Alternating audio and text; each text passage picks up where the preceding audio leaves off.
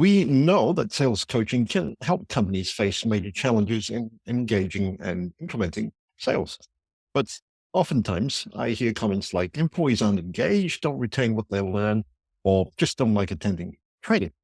So it's no wonder that sales coaching often isn't quite the priority it should be in sales organizations. But these sales coaching challenges can be solved. In fact, overcoming these problems can actually give your company a huge boost.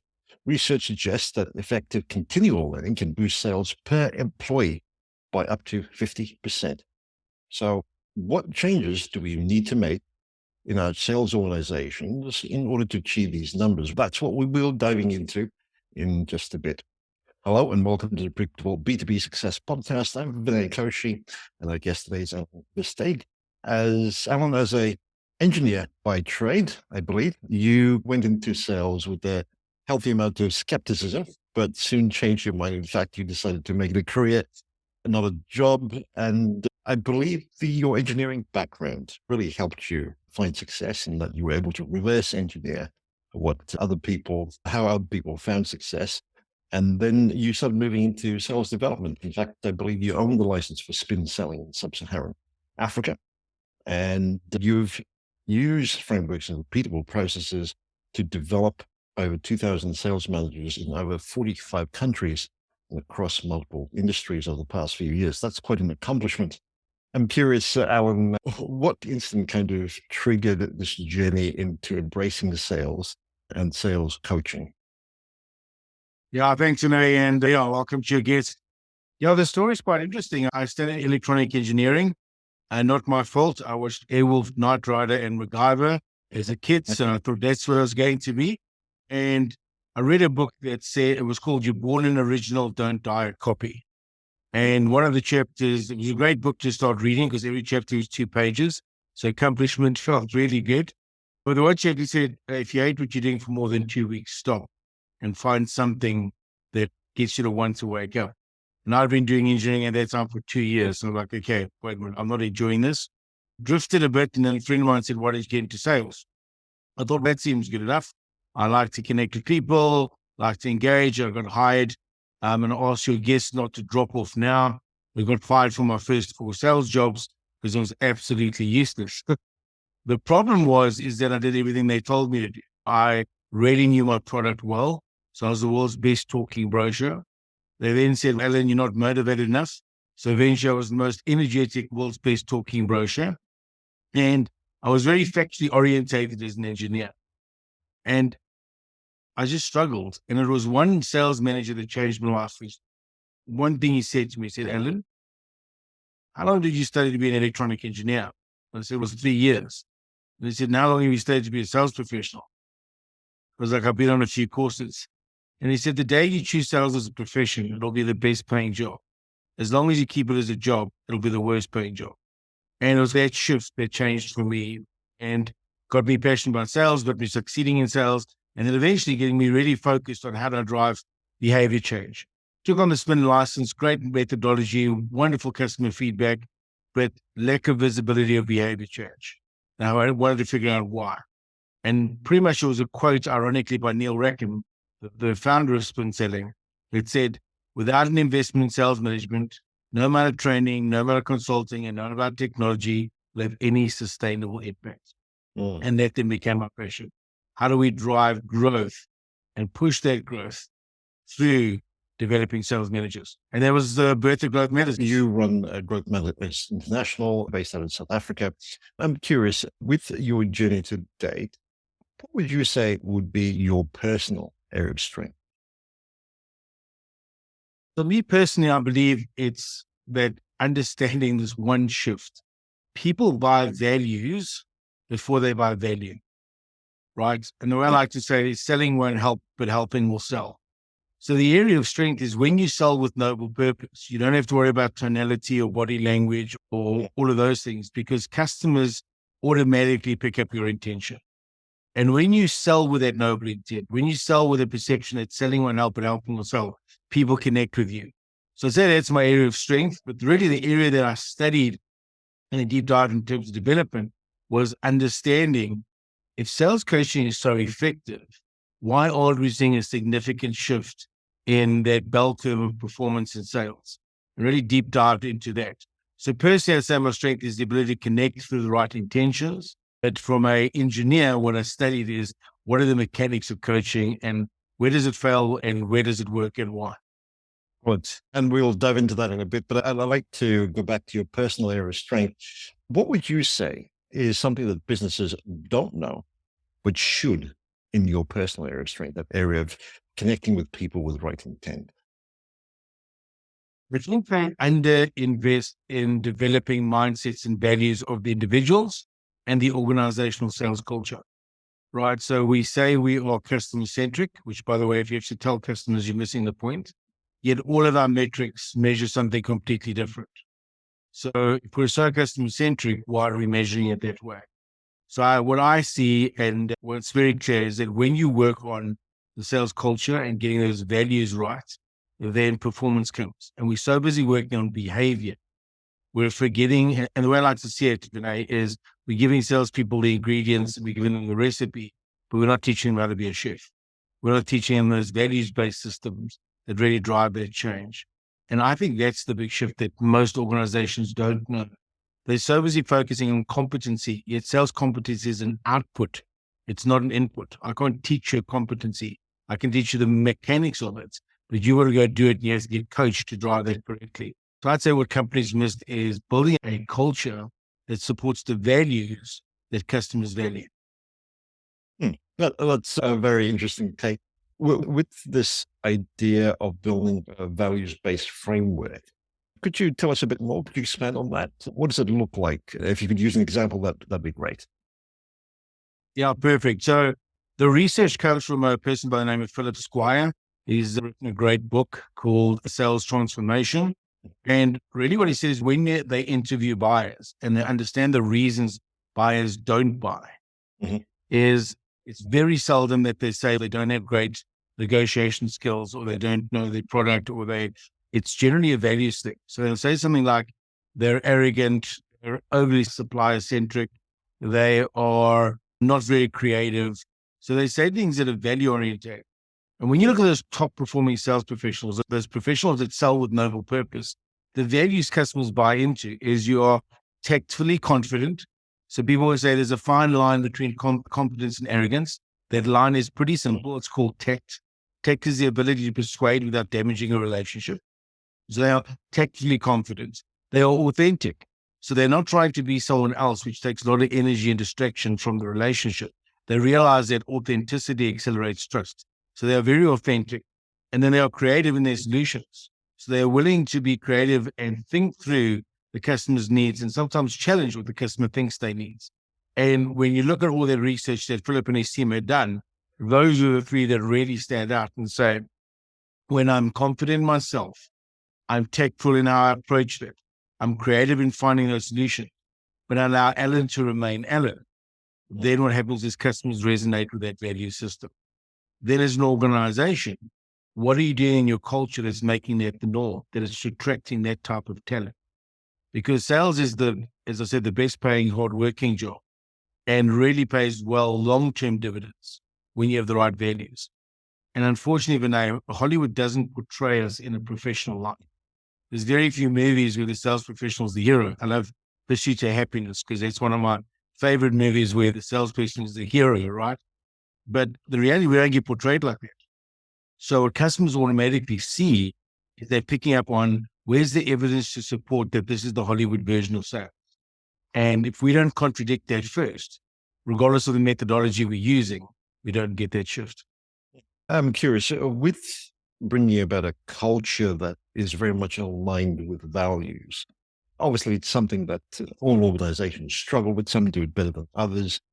What would you say, apart from perhaps the go-to examples of Apple and things of that nature, what would you say are the key essentials, as it were, to being able to not just communicate culture to the organization, but have it absorbed and be very much a part and parcel of whom everyone is within that organization? I think it's such a great question. And I think the starting point is to demystify cultures if it's something you feel in the air. We hear that a lot. It is something you feel in the air. In actual fact, there's a wonderful work by Roger Connors in a book called Change the Culture, Change the Game. And he says, if you want to define culture, it's very easy. It's ending this sentence around here. So around here, account management is. And if the answer is around here, account management is a tick box exercise, that means that your account planning process is not customer centric. If around here, account planning is the report card of how much we value our customers, now you have a different culture. And then it's about what are the social norms that sit under that. So organizations, and yes, the leaders set the tone. But organizations often make it very complicated. It's quite easy. Just ask the question. Around here, opportunity management is a auditing tool that ensures my salespeople are doing their work. Okay. So you're creating a culture of low trust in your salespeople, which creates an energy of low trust, which creates an engagement with your customers of low trust. Okay. Around here, discounting is what we go to when we can't create value. Okay. So you're creating a culture where you don't, so it's those subtle things, Vinay, and it's such a great story in the book, but effectively in sales, it's that new hire that is 3 to 4 weeks in and gets invited out to the pub for a few pints with their colleagues. And she goes, you know what, I've been looking at what we're doing and you know what we should do?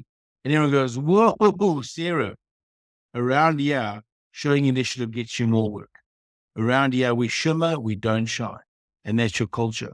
So leaders allow cultures to be created by default and not by design. And sales leaders should be saying, if the research is clear that the top performing organizations, as some of the ones you mentioned, have a true customer-centric culture, what norms are we allowing around here? What do we measure? What are the conversations we have? And how does that translate? Because everything in a sales organization needs to be designed from the sales conversation backwards. If I want salespeople to behave this way, how do we as an organization need to behave? And often that's ignored. We say, be customer-centric. We say, where's your number? Where's your number? Where's your number?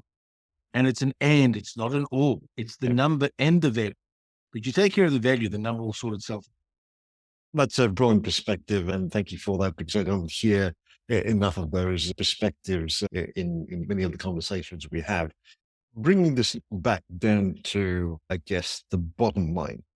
If creating the culture is important, obviously sales coaching would also be important in order to allow leaders or sales leaders to be equipped with the right skill sets and the mindsets, as well as a culture in order to help their teams. I alluded to a few things at the start. You've certainly mentioned a few, but are there other issues that we need to be aware of that sales organizations really struggle to grapple with? Yeah, Vinay, two major issues, and I'd be bold enough as to call them complete blind spots. The first one that we've spoken about is the culture. And let me explain what I mean. I'm yet to meet a leader, be that sales leader or organizational leader, that doesn't verbally say the critical importance of coaching. I'm yet to find a research paper that doesn't say that the number one thing you can do to drive sustainable sales performance is effective dynamic coaching. It's all there. Yet it's the first meeting canceled and the last metric measured. And that's a cultural problem. The view in most organizations is that the job of a sales leader is to grow sales. And it's not. The job of a sales leader is to grow sales professionals that grow sales. And unless you have a developmental culture, we don't actually value coaching. We pay lip service to it. We say it's important, but in actual fact, we don't put it into our business. Then organizations will push back and say, but Al, listen here, buddy. We have metrics in place. We do the coaching and we use methodologies and it's ingrained in our business. I say, wonderful. Do you mind if I observe? And what we tend to see, Vinay, is that most coaching is performance coaching, not behavior coaching. So there's a great methodology for performance coaching. There's many, but there's one called GROW as an example. What is the goal? What is the reality? What is the opportunity to close that gap, the O? And what are you going to do? When you think about that, doesn't shift behavior. That's saying, Alan, you should be on 100% or 110%. You're sitting on 80%. What's the opportunity to go from 80 to 100? And what are you going to go do about it? It's not a behavior change. When you understand that what real coaching is, asking me questions that bring me to my own awareness of what I need to go do differently, right? So we use an ICE model, identify the gap, clarify the root cause, and explore the actions. And when you look at the work of David Rock, who runs the Neuro Leadership Institute, 2 international bestsellers, Quiet Leadership and Your Brain at Work. But in Quiet Leadership, he has shown the data that question-based coaching is the number one shift in performance, right? As long as it's not auditing orientated. And Vinay, that's the challenge I see, is that organizations have entrenched the meeting culture of coaching and the metrics of coaching too often. What they don't realize, the blind spot, is they're coaching against performance, which is an end. I'm not saying it's not right, but that's a management conversation. It's not a coaching conversation.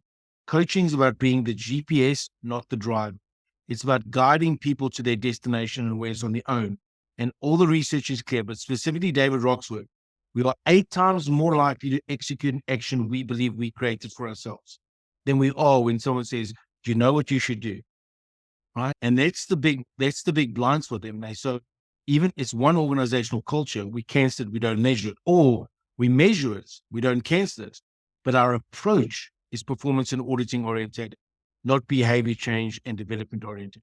And those two have to live together, not apart. And if you just for a moment, Vinay, you'll have some of this history. But if we step back into the pre-CRM world, before sales managers moved behind the mouse, in-field coaching was highly effective. And it was the primary part of our profession. We were on the road with our people in the field coaching. And now what happens, we think that if we change a table in Excel, behavior will change. And that's the big shift. I see 2 major blind spots, not intention, by the way. Every organization will tell you sales coaching is critical. But when you get into the mechanics of it, it's generally not respected by the culture, or if it is, it's often performance oriented. Absolutely. And I'm sure it's very enlightening to a lot of our listeners. I was also wondering, the science behind the coaching. You've certainly alluded to some of the research. I believe you've done a bit of a deep dive into the neuroscience as well behind coaching. Could you talk to us, unpack that a little bit? No, well, I'll try not to geek out and make it too complex, but use a metaphor that sets the tone for us. What we need to realize is our brain cannot process all the information coming in. So what the brain does is it filters that through something called the reticular activating system. To keep it simple, I'm going to call it the bodyguard. This is the bodyguard at the door of our mind that decides what we let in. And a good example is I'm fortunate enough to travel a lot, obviously not in COVID, but to travel a lot. And I was tired of looking for my black suitcase at the travel agent. So I thought, I'm going to go buy the most hideous color suitcase I could find. And I found this almost neon turquoise suitcase. It could stand out from a mile. An airplane can see it from space, I'm sure. And I check in and I get to the next airport. And what I see, neon turquoise suitcases everywhere. Someone went out on the same day and bought my suitcase. But what happened was my brain became aware of it. Now, what happens is when you understand how you drive behavior change in coaching, it's about asking critical questions that shape our thinking. So, for example, if I'm coaching a salesperson, I keep asking this one question: Alan, what specifically in the client's business will change as a result of them working with us? Most salespeople will say what they buy. And I say, I appreciate what they're buying, but I want to know what specifically in the customer's business will go up or down or in or out or be sustainable as a result of working with us. Now, the salesperson often struggles with that question, but as I ask that continuously, what starts to happen is it shapes neural pathways in their brain. Because the more our brain is to go fetch information, it creates a deep pathway. That's why when we study, we should never study parrot fashion. We must always rewrite tests. I teach every teenager, just rewrite the test, because it's the recall that creates the deep crevices in the brain.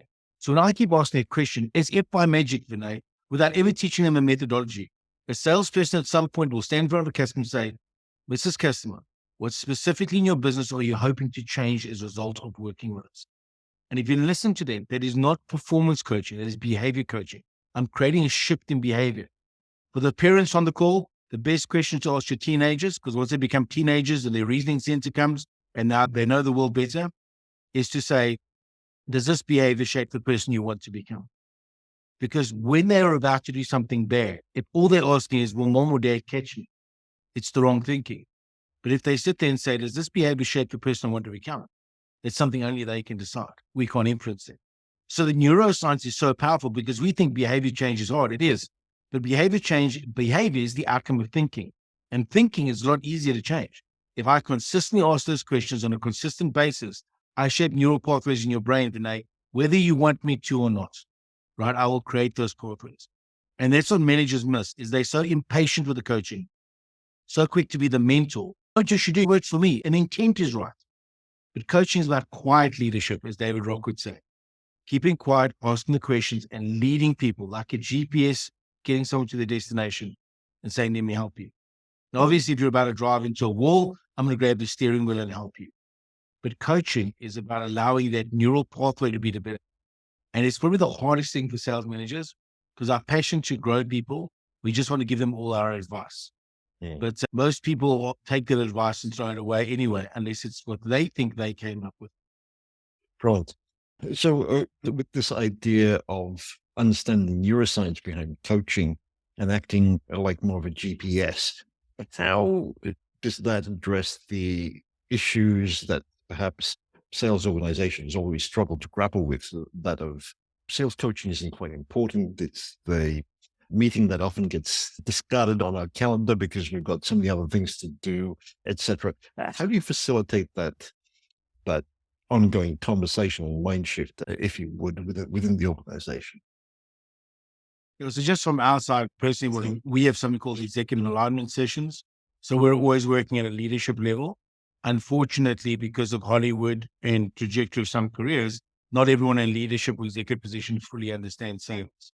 Interesting enough, in most growing markets in the world, you'll find an overbalance of CEOs that come from a sales floor. In South Africa, we have an overbalance of chartered accountants. And it creates a cultural challenge because now we're measured like we spreadsheets as opposed to behavior. But the one thing is getting that alignment right and coaching leaders, right? So once again, if I want to change the behavior of a leader, I can't tell them and say, hey, by the way, here's your answer. It's asking questions. What specifically do you want to see as a sales conversation from your sales professionals? I want them to think about the customer and create value. Okay, perfect. Perfect. So what specifically are you doing to make that the normal conversation? So we do opportunity reviews. Okay, let's look at your opportunity reviews. What questions are you asking? When will you land it? When will you win it? When will you get it? What more can we sell it? Okay, how do you think that creates the behavior you're looking for? It doesn't, but we need to know this. I know, but the world's an and world. It's not an all world. That and, what would you ask them? They would shift their behavior. So it's always working with the brain, because when we get our mindset, it's kind of like an iceberg. When we get the bottom of that mindset right, the above the water behavior becomes the norm. And think about it this way, Vinay, very simply. If I'm in customer service and my mindset is people want to be treated with respect, and any training program you give me enhances that. But if I'm there for a 9 to 5, I'm not going to do that because of the organizational culture. And there's a great video by Simon Sinek where he speaks about the story of the barista in Las Vegas. He does exactly the same job with 2 different casinos, but how he operates is fundamentally different because how that culture supports that, right? So the key thing is to get organizations aware. And then finally, Vinay, the measure is far simpler than we realize. Our calendar is the report card of our productivity and the advertisement of our availability. Unless we protect and honor the cadence of coaching, is always just an idea. It's no different to health or exercise. You want to be healthy. You know it's important. You got a gym membership. But I don't know if you found this, but I found every gym membership card, apparently you have to go to get the value. I can't just pay to be. And knowing that, knowing you actually have to go do that work is the critical piece that's often missed. And how do we create that bridge? So if you don't protect in your calendar, it doesn't happen, because we cannot make time and we cannot manage time. We can only manage on trade-offs. And what I see in organizations, we trade off the urgent for the important, to go back to the work of Covey and Eisenhower. We trade off the wrong things. So the organization that respects the cadence of coaching are the organizations that thrive. And when you look in history, probably the organizations that got really good at that early were IBM and Microsoft from a sales perspective. And they really protected that cadence. The only caveat is now it's becoming too performance orientated and not behavior change and performance oriented. This is, I'm sure it's giving people lots of food for thought. But for those who have been perhaps very numbers focused, as have their sales leaders, they probably are listening and going, that makes a lot of sense. But if I am to engage in some sort of sales coaching, how do we know that not just that the behavior of our sales leaders is shifting, but that it's actually contributing towards the bottom line? Is this GPS thing Sounds great, but do we have any correlation to the actual numbers that we are seeking to achieve? How would you address someone who's thinking through that issue? Yeah, it's a great question, Vinay. And it's so important that we do create that line of sight because otherwise it seems like speculation. So what we tend to see is that in sales, because we're so numbers orientated, organizations believe they've set very clear expectations of their people. But setting an outcome is not an expectation, it's a goal, right? An expectation is what am I expected to do on a continuous basis that leads me to this result? So in our business, we have something called an accountability agreement, which says, if I do this, I'll change this so that I get this. And what we help organizations do is quantify the link between those lead metrics and then that influence on numbers. Right? So no one's going to logically say, even, hey, we're not going to do coaching. But just such a great question. As a researcher, you would ask, where's the evidence of the correlation? Now, there's lots of data. I'll hear you. But my business, how do I know when someone does this, I get this? And I'll give you an example. When we coach opportunities effectively, our organization helps companies get above a 95% forecast accuracy. The industry norm is 54%, Vinay. So we can show them a direct correlation between when I coach, salespeople are more in control of their deals. When they're more in control of their deals, they win more deals sooner and get out sooner if they're not worthwhile. And as a result, I have a healthier pipeline and an accurate forecast. And we can draw that line. And that's where you start to see that shift. Because unless, to your point, I love this question, is unless we ask that tough question, everyone leadership level says, it sounds wonderful, Al, it sounds anecdotal, but how do I know I should make this a priority? What if we make coaching a priority and our numbers fall off a cliff? And obviously there's some caveats. You have to have an addressable market, you have to have a good product, you need to have strong leadership. You need all those things you need to have. It's not just sales coaching. But often we assume that the people we hire are highly effective at selling. And they all practice. But doctors practice and lawyers practice. And anything that's a profession requires continuous practice. The Tiger Woods doesn't say, hey, I'm done with my coach. He could be the best in the world, but he needs someone guiding him. And that's the culture shift that's required. But there's definitely direct lines we can draw, Vinay, between that input and that output. And it's so important because most organizations run on cannonball management. They fire the cannonball, and then in meetings and emails and everything, they debate why they missed the target. Someone says it's the wind, someone says it's the gunpowder, someone says the operator's the dunce, the engineer says it's the brake force on the wheel that's not dealing with the reverberation of the current. These are engineers, we're very smart, right? We're very smart officers, but we're debating it. When you move to coaching, you move to an organization that is cruise missile oriented. We fire the cruise missile, and coaching is the second, measurement feedback, always correcting the trajectory of the cruise missile to make sure we increase the chance of hitting our target. And when you connect those two to the outcome, organizations start to see that the number one thing they need to help managers protect is their ability to help salespeople do their number one thing. Brilliant. Love that analogy. You talked about executive alignment as one of the key first steps that you go through.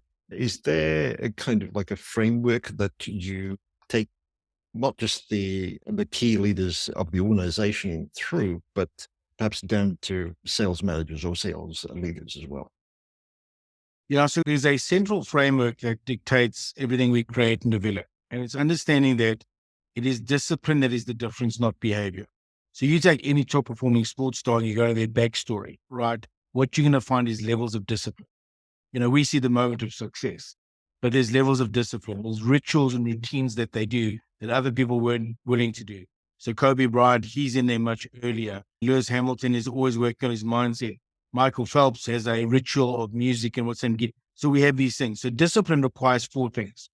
And one word we made up because it's nice and memorable, but it's mindset, tool set, skill set, help set. We need all four of those things. And what we tend to do in developing sales is we only focus on skill set, right? So we work with the leaders, the managers, and then the organizations, understanding the sales ecosystem, because sales isn't a skill, it's an ecosystem. And saying, what does the mindset look like? And that's the maturity piece, and that is often missing. We work with that mindset.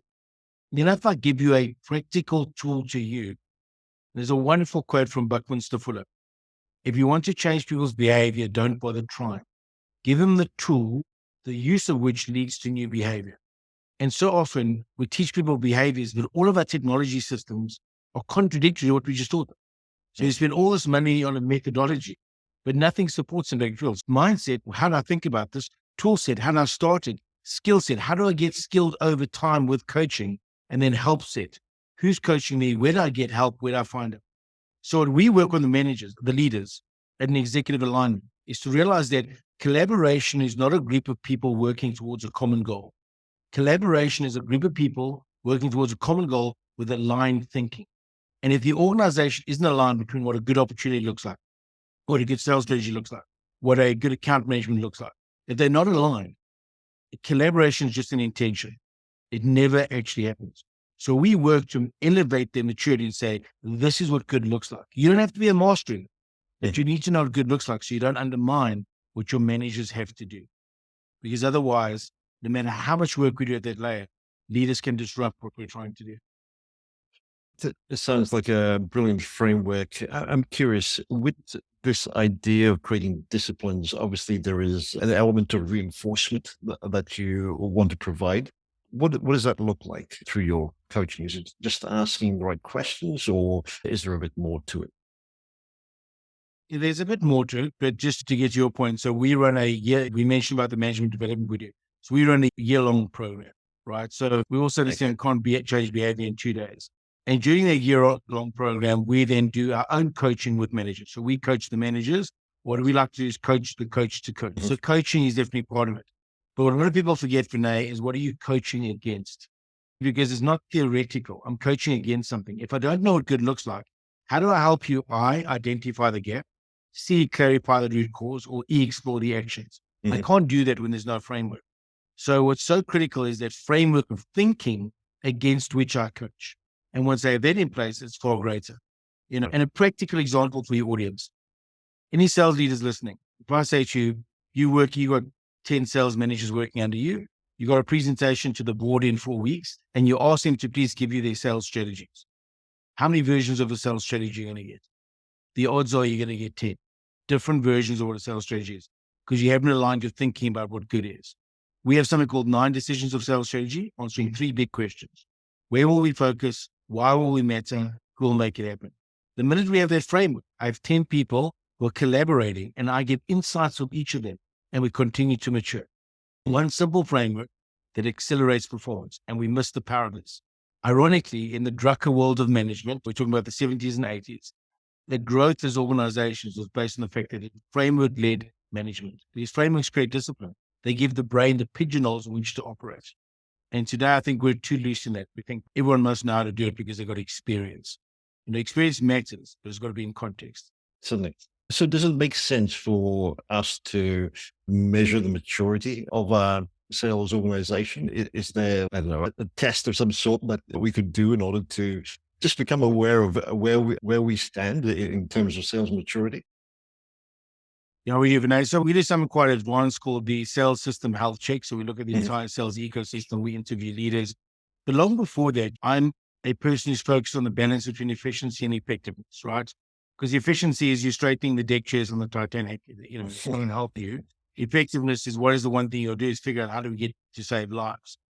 But because of that focus, what I like to say, if you look at sales and we take the 80-20 principle, and there's great research done that you can apply it to yourself.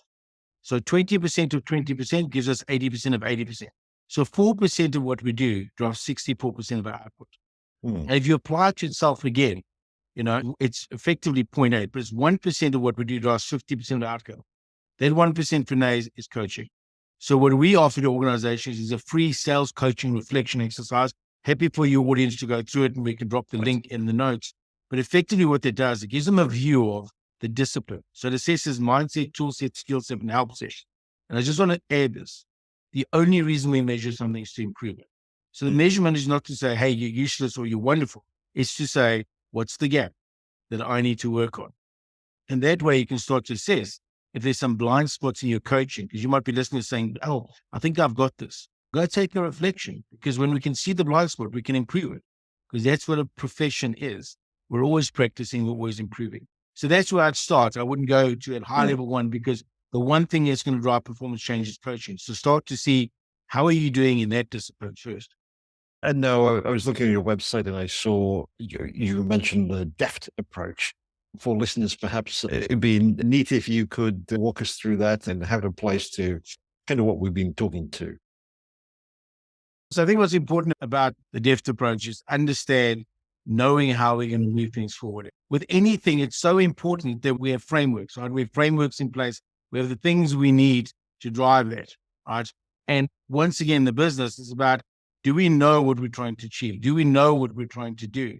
And if we have those approaches, that's what's going to happen, right? We're going to be able to get that outcome that we're looking for.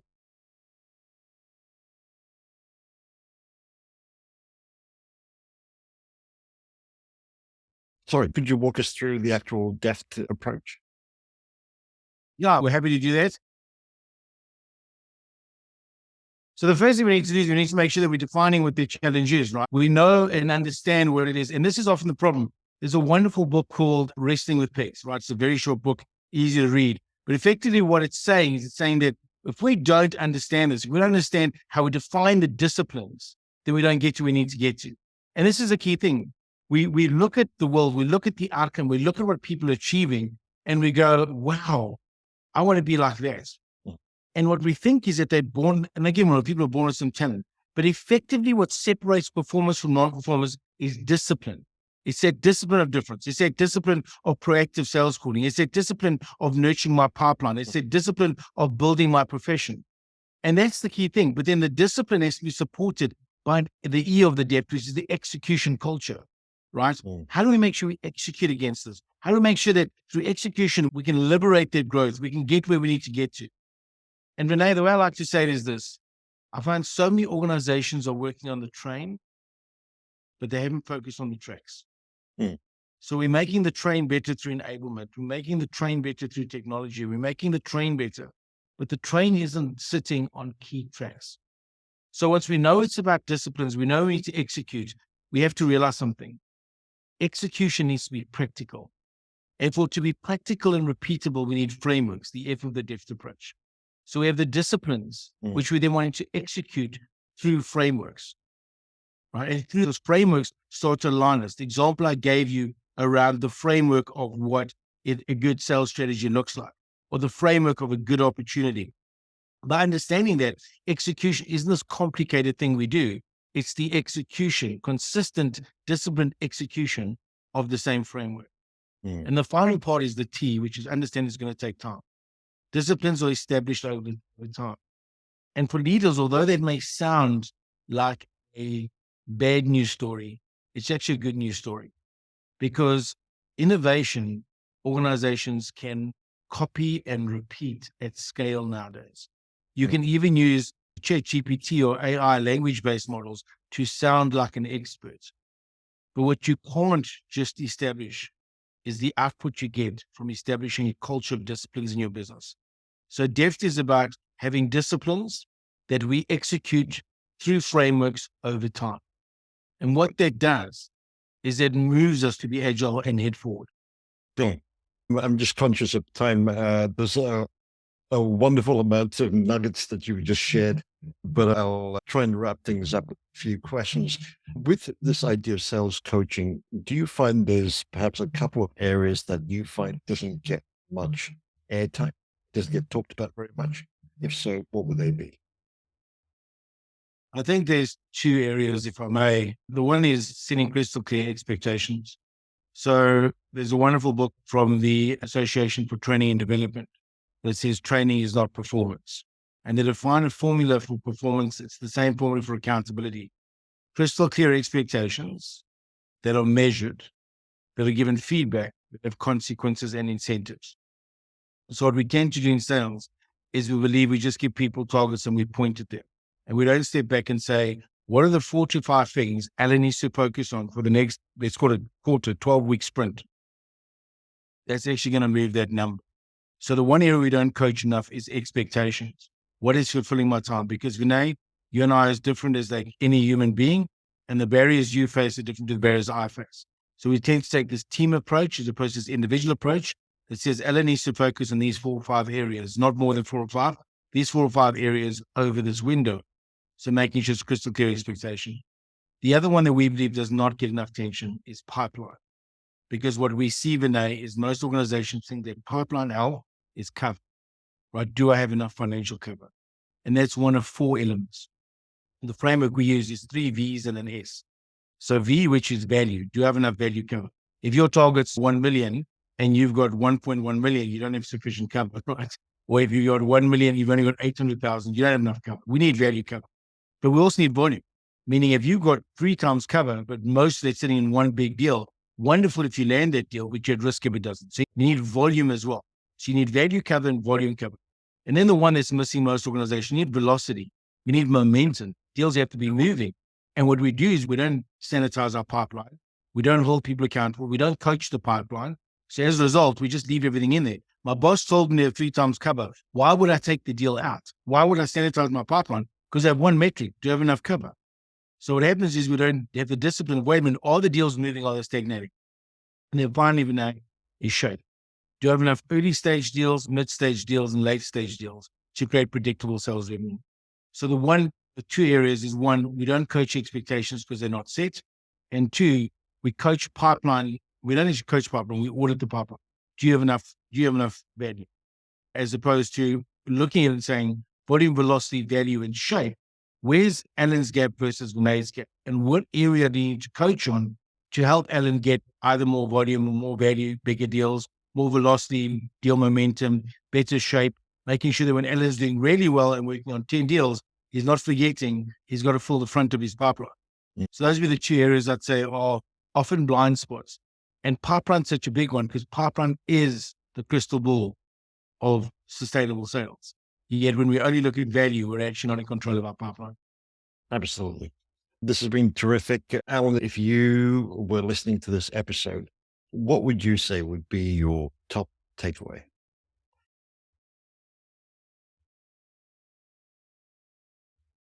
You would say that cultures are created by either default or design, and they are often shaped by the subtle questions we ask on a continuous basis. Because if a culture is the collective mindset of the people, and the mindset is influenced by questions, the more effectively we coach through questions, the better we create a mindset that shifts our culture. Because we're so focused on the seeds that we forget about the soil. And that would be my takeaway. Absolutely. Alan, this has been fantastic. If listeners are curious, want to find out more or connect with you, where would you recommend they head to? The great news is with a surname like mine, you stick my name into Google, you're only going to find one guy, and it's this mode, right? There's our website, www.growthmattersinternational.com, which we'll drop in the show notes. But I think the best way to connect is have a reflection on your coaching. So yes, we're on Instagram, we're on LinkedIn, we're in all the places you expect to find us. But we want to make sure, Vinay, that your listeners are getting value, right? And one of those things is to just do what I call a checkup from the neck and have a view of where you're at from a coaching, or if you're being coached, something to share with your manager and say, this is such an important part. How well are we doing it? Or are we just paying lip service to it? So that's how I get them to connect. But if they're looking for me, you're not going to find another Alan Versteeg out there. That's it. Alan, this has been very insightful. Thank you so much for sharing and doing this early on a Monday morning. Hey, thank you so much for having me. Thanks to your audience and all the best.